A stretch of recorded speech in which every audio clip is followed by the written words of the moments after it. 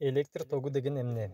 Электр тогу электр талаасынын таасири астындагы зарядталган бөлүкчөлөрдүн багыттуу кыймылы электр тогу деп аталат. Сырткы электр талаасынын аракет эткен күчүнүн натыйжасында электрондор терс зарядталган атомдон оң зарядталган атомдо карай кыймылга келишет. Бул болсо ошол электрондордун акыркы катмарындагы ядро менен начар байланышта болгону үчүн келип чыгат. Электрондордун атом менен атомго болгон байланышы электр тогу деп аталат. Эгер заттын атому электрондордон оңой ажыраса, өткөргүчтөр деп аталат. Бул диаэлектрик деп аталат. Металлдарда электр тогуну негизги алып жүрүүчүлөр болуп, кайсыл бөлүкчөлөр эсептелет деп ойлойсуздар? Бул электрондор. Металлдарда электр тогуну негизги алып жүрүүчү бул электрондор деп аталат. Электр тогу эки түргө бөлүнөт. Өзгөрмөлүү электр тогу, ал эми туруктуу электр тогу.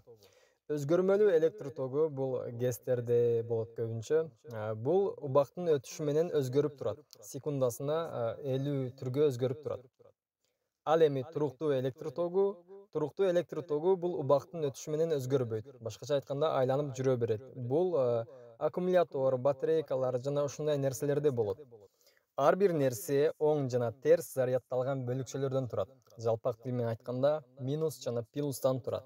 Эгерде нерседе протон жана электрон экөөсү тең барабар болсо, анда ал нейтралдуу электр тогу деп аталат. Эгерде нерседе протон көп болуп, электрон аз болсо, анда ал оң зарядталган электр тогу деп аталат.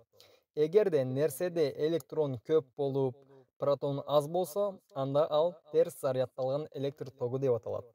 Ушул болду бүгүнкү видеобуз. Электр тогу жөнүндө өтө кыска видео. Албетте бул жакта маалыматтар дагы деле жетишсиз, толук жеткире бере албашыбыз деле мүмкүн. Бирок автоэлектрикти жаңы баштагандарга бул кандайдыр бир жардам болот деген үмүттөбүз.